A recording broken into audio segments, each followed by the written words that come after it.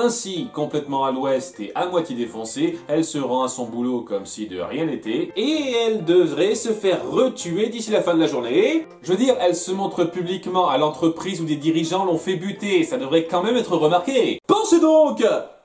Mais peut-être qu'elle est discrète. C'est pas comme si elle faisait une scène devant tout le monde en disant ses 4 vérités au patron. Je suis désolée. Je suis désolée d'avoir gâché chacune des précieuses secondes où j'ai travaillé pour quelqu'un d'aussi égocentrique, nul et immoral que vous. La malédiction du chat l'a rendu bipolaire! En fait, cette scène et la suite met vraiment en place la transition d'un personnage A vers un personnage B qui n'a plus rien à voir. On passe d'une fille calme et réservée, très cliché mais avec un début de potentiel capital sympathie, à une grande sans-gêne, vulgaire, j'ose le dire, qui n'hésite pas à se la péter régulièrement. Regardez ce tapage complètement abusé qu'elle fait à la soirée de ses voisins dans la scène de vengeance ultra prévisible. Ce n'est pas une évolution de personnage, c'est un virage à 180 degrés et pas qu'en positif. Ce qui pourrait marcher si le film traitait ça comme tel. Qu'on appuyait cette perte du soi de départ comme un dilemme important. Certains films ont taclé ce genre de problème plutôt bien. Mais non, on traite ça comme une nouvelle affirmation de patience qui est tellement mieux maintenant qu'elle se lâche. Elle peut concilier ça avec sa vie sans problème, parce qu'il n'y a pas grand chose de fort à garder de la fille de départ. Et je trouve que c'est un léger crachat sur les introvertis. Enfin bon, après ça, elle est virée, tout le monde est content. C'est génial, ma grande! Allons-nous faire un resto devant Pôle emploi pour fêter ça! Et ce temps libre lui permet d'envisager de nouvelles priorités, comme son flic chéri qui fait du bénévolat à une école. Le bien, c'est quelque chose qui est dans votre cœur parce que vous choisissez de le mettre là. Certaines personnes choisissent d'être mauvaises, mais je ne veux pas que ce soit comme ça pour vous. Je veux que ce soit mieux. Vous comprenez? Oui. C'est un établissement pour enfants spéciaux. Être méchant, c'est un choix et pas le bon, les enfants. Oui. Et que font les gentils enfants? Ils se brossent les dents et ils sont polis avec la maîtresse. Donc, à Stalker et demi, car Patience l'a suivi jusqu'à son job secondaire de conseiller scolaire. Un contre un? Qui ça? Elle et moi? Allez, dis-moi oui. Vous voulez tenter le coup? J'ai trop envie de voir une femme et un mec se battre au basket. Je suis tellement un garçon normal. Et ballon en main.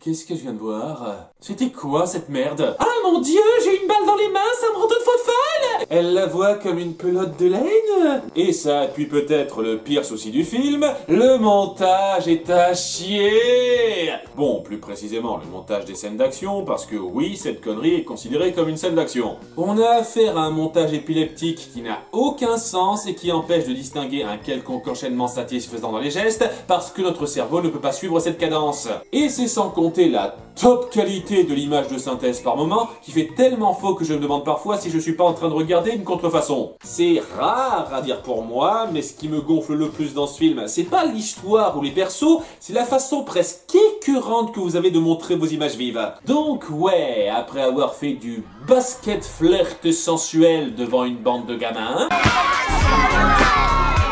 si ça les dérange pas... On repasse à Sharon Stone qui continue de jalouser subtilement sa remplaçante. Remplaçante à qui elle ne fera rien au passage. Elle se croise jamais, elle apparaît 2 scènes et on n'en a plus rien à foutre d'elle. Vu qu'on verra que c'est la garce revancharde par excellence, je suis un peu étonné qu'elle tente rien contre elle. Sinon, Patience mange du thon, parce que c'est une chatte.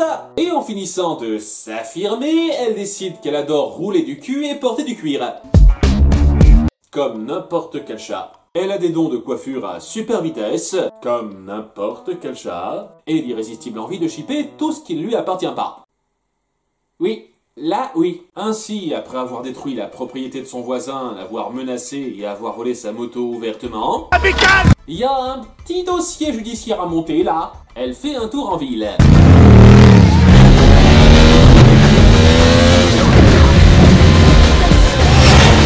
Ce montage essaye délibérément de me tuer en fait. Puis elle s'intéresse à des bijoux au même moment que des casseurs veulent braquer le coin. Mais quelles étaient-les! Une bijouterie qui a un système de sécurité merdique au passage vu le tapage. Ou bien ils ont oublié de le brancher cette nuit. Amateur. Je sais de quoi je parle avec mon expérience de 0 cambriolage pour l'instant. C'est bon, soit elle est morte, soit elle est plus là. C'est plus la peine de tirer au même endroit comme des débiles. Mon Dieu, elle m'a ébloui par son animation réaliste. Ça, plus le montage épileptique, plus la musique pop. Yeah!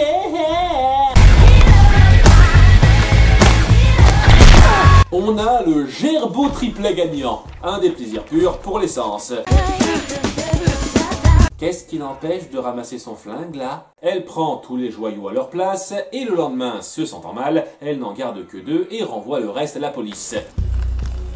Tu pouvais juste emporter ces 2-là seulement au départ, mais comme tu veux. Tiens, c'est vrai, j'y avais pas pensé. Car tout ça ne sert à presque que dalle dans l'intrigue. Oui, Catwoman est censée être une cambrioleuse, mais ce n'est pas du tout le centre d'intérêt de l'histoire. Ça ne sert qu'à la rendre ouvertement connue et recherchée sur le coup. Tu parles d'un signalement.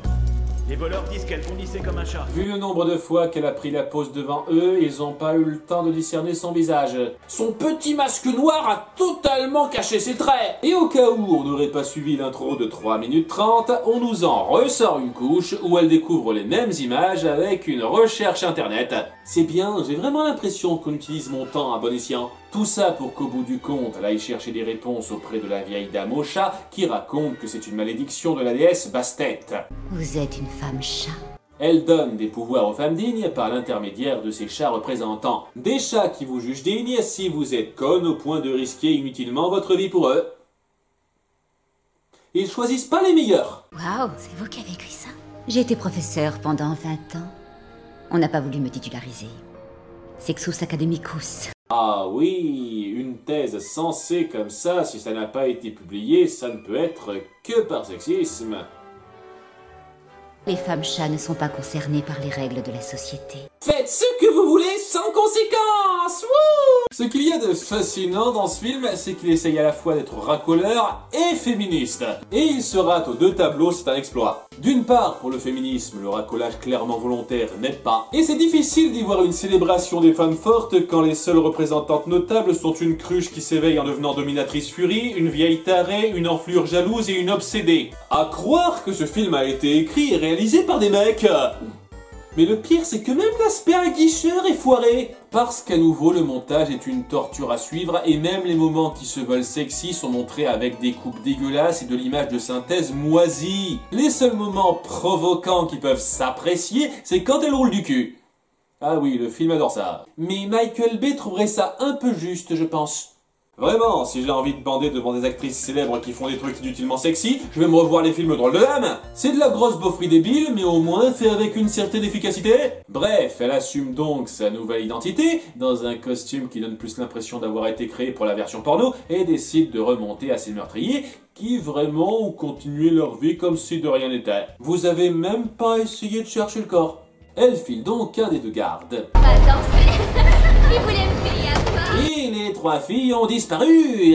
Elles viennent de passer devant lui, on devrait les voir là. Au début, tu te dis qu'elle va être discrète, mais non. Elle se montre publiquement et n'attire pas plus visuellement l'attention que ça.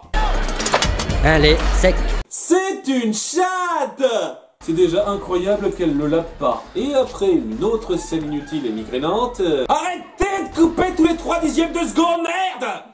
J'ai envie de vous péter la gueule! Elle se fait remarquer en mode dominatrice avant de le jeter dehors pour l'attaquer. Et personne réagit. T'aurais pas juste pu l'attaquer directement quand il était seul dehors, connasse?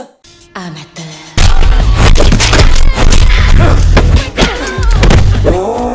Bon, j'en ai ras le cul de vos scènes d'action pétées, elle interroge le type. Il y a un problème avec Bolin, elle a entendu un truc qu'elle n'était pas censée entendre, je sais pas. Ah oui, parce qu'elle a récupéré la mémoire, mais que des morceaux qui arrangent le scénario. Donc elle recolle les infos que le spectateur sait déjà.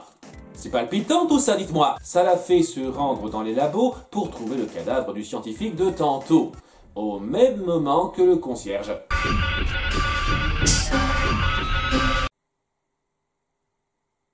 Mais quelles étaient... Alerte à toutes les unités, nous avons un forçage scénaristique de rang 9. Elle se voit donc accusée du meurtre à tort par le coup du mauvais sort. Son copain flic suspecte un lien parce qu'elle a écrit le même mot exactement sous ses 2 identités. Il y a des similitudes.